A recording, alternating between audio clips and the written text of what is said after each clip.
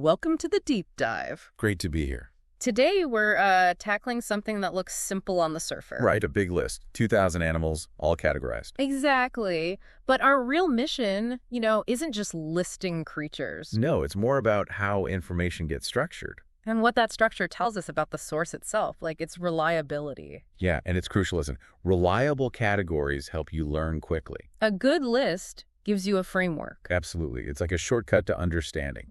Sets expectations. Okay, so let's get into this list. The beginning, say entries 1 to maybe 197. It all feels very normal, very intuitive. Yeah, it starts exactly how you think. You've got your domestic pets section. Dogs, cats, rabbits, hamsters. Even specific breeds are in there. Poodles, Siamese cats, Labradors. Right, all the familiar ones. Then it flows right into farm animals. Cows, sheep, pigs, horses, chickens. Donkeys, llamas, even bees and reindeer show up there. Yeah, it's comprehensive, but, logical. And wild mammals follow suit: lions, tigers, bears. Elephants, giraffes, kangaroos, sloths. Makes sense. Then birds, eagles, penguins, woodpeckers. Reptiles and amphibians next night. Crocodiles, frogs, snakes, lizards. Marine animals, dolphins, whales, sharks, octopus. Standard stuff. And finally, insects and others: butterflies, bees, spiders, worms. So that whole first chunk, maybe the first 10% or so. It's completely coherent. It matches what we generally understand about animal classification. Exactly. Builds confidence, You think, okay, this source seems solid. You feel like you're on firm ground. You trust it. You assume the rest will follow the same logic. Right. But here's where our deep dive gets really interesting. Yes, the turn. If you keep going down that list, past number 197, you hit entry 198, and things change dramatically. The logic just seems to, disappear. The animal names are still there mostly. But they start getting these suffixes added. Yeah, like prime, alpha, beta, X, ultra, nova, pro, delta, zeta, just tacked on. And that's not even the weirdest part. No. The categories they're assigned to become completely bizarre, often totally wrong. Which really makes you stop and think, doesn't it? It does. What's going on when a classification system that seems so clear just falls apart like this? Let's give some examples because they are pretty wild. Okay, sure. Well, how about entry 200? Yak prime. A yak, right? Farm animal. Definitely farm animal. Yeah. But here, it's listed as a bird. A bird. Okay. Or entry 201.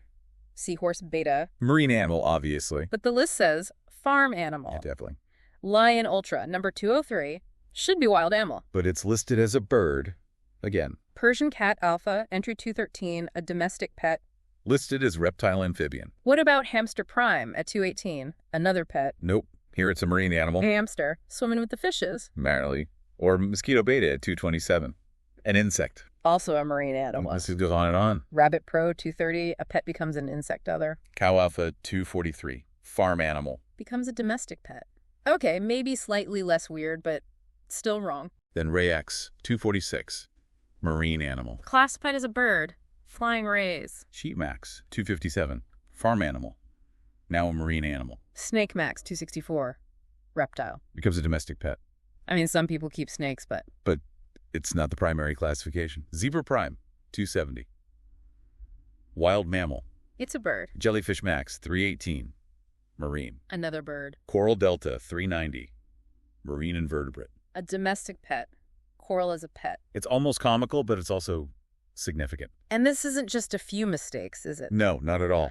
This pattern, the weird suffixes, the totally illogical categories, it dominates the list. So that nice, neat, logical section at the beginning. It's actually a tiny fraction of the whole 2,000 entries. Which is kind of mind-blowing when you realize it. It really shifts your perspective on the entire document. So what does this all mean for you, the person trying to use this information? Well, it's a stark reminder, isn't it? Even if a source starts strong, seems credible.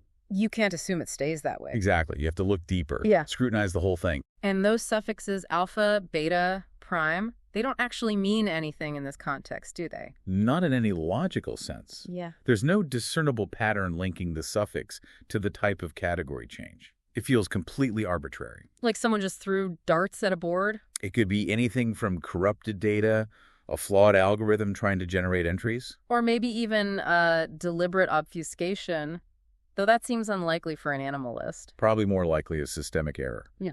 But the point is, the system breaks down. Yeah.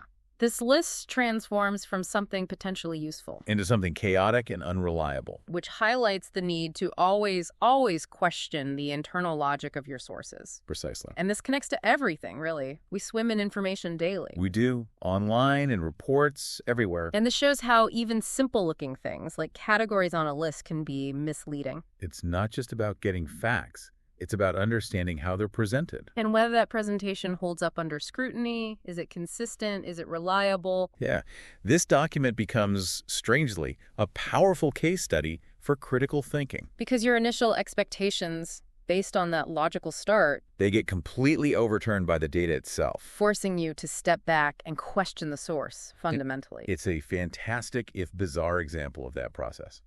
Okay, so to wrap up, we journeyed from clear, sensible animal types Your standard pets, farm animals, wild creatures. into this wilderness of miscategorized animals with weird names like yak prime, the bird, and coral delta, the pet. All driven by these suffixes that seem to mean nothing. A really fascinating, unexpected dive into data structure. And it leaves you with a thought, perhaps. Oh. If a simple list of animals can contain such profound structural weirdness hidden beneath the normal-looking surface, Yeah. what other surprising inconsistencies, what other logical breakdowns might be hiding in the information you encounter every single day? Things that look fine at first glance. But might fall apart if you just dig a little bit deeper. Exactly. What's waiting for your closer scrutiny?